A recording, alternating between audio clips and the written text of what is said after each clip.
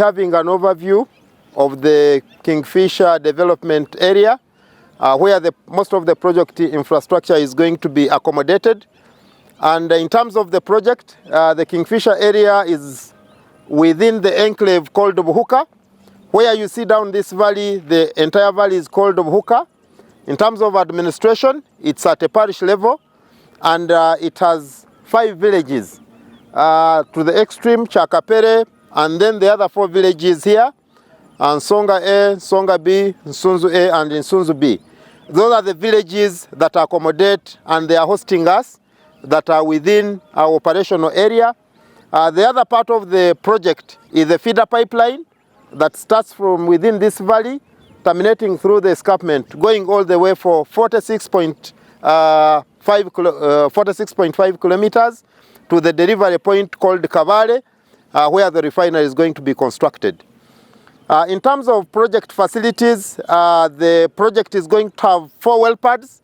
Well pads are platforms where the drilling rig rests when it's going to undertake the drilling campaign. So well pad 1 is just next to our drilling camp. The white structures you see down where we are facing straight, those are accommodation units, our drilling camp, and that's where we are accommodated when we are here for work. Next below that cleared ground is the location for well pad 1. It was the first well, Kingfisher 1, that was drilled about 2006, the first discovery. Then right now for Sinok as a company, the current statistics, Ugandans, we are over 80%. But as we progress in the project, definitely we'll have more colleagues or more expatriate colleagues that are going to support the upcoming works, because currently what is happening majorly are civil works. Pre-drilling civil works for well pads, construction of accommodation units, preparation of grounds for the major construction. That's usually we have enough talent nationally to undertake that. But you will see a lot more people starting to come up now that the rig has been delivered to support the rig up and also to support the drilling campaign. Majorly there will have a lot of expatriates at the rig and less nationals, because the expertise that is required, Ugandans are still learning.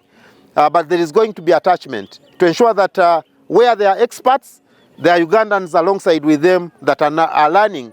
In terms of numbers, we have a conflict in terms of numbers, because if you go to the local people, they say there is a lot of migration. People are coming in, people are going. The border here is porous.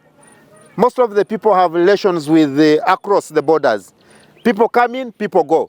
So it is very difficult. But when we go by the socioeconomic data that is collected during the assessments, we have about 10,000 people living within this parish.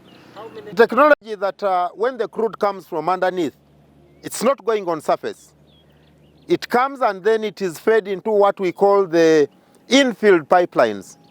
When it comes into the infield pipelines, then it will be processed at the CPF, separate the waste and all that, and then we remain with the crude, which is also fed into the feeder pipeline, going all the way to Kabale.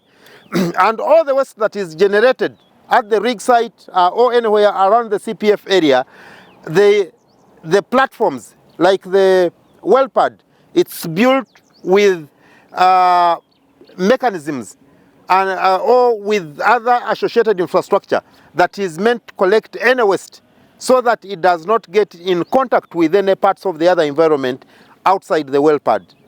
And when we have the opportunity to go to the well pad, you will be able to be explained to, and also visualize yourself all those facilities, the supporting infrastructure that is being put up to ensure that whatever happens at the well pad ends at the well pad. It doesn't get in contact with any other environment outside the well pad. So will be the CPF. Whatever that will be happening within the CPF will end within the CPF. No contact with the other outside environment. And the waste that has to be disposed will be properly collected, taken to the waste disposal facilities, where it will be disposed in a manner that is deserving in accordance with the regulations. So whatsoever there is no any effect on the lake and its resources. And we have intentions also to continue working and supporting the fishermen. We have a fisheries program previously under our land acquisition, as we will take you through a detail later. We supported the fisher to do fish farming as opposed to fish hunting. We deployed fish cages, we got them fish fly, we got them feeds to start the process of doing fish farming as opposed to fish hunting on the lake. And we have a plan to construct for them a proper landing site in accordance with the standards of the Ministry of Agriculture, Animal Industry and Fisheries, to ensure that they have a proper place where they can dock, their storage facilities, their drying facilities, their proper sanitary facilities, so that when they are doing their marketing, they are able even to attract a better market as opposed to now docking in their canoes and then offloading in dirty areas and all that. As licensees who are here to operate the Kingfisher project, we have limitation in terms of geographical scope. We cannot reach Malaba, we cannot reach Kotido, we cannot reach Yumbe, but we do to a greater extent reach to those who are close to the project sites to ensure that they know what exactly we are doing and how they can benefit from what we are doing.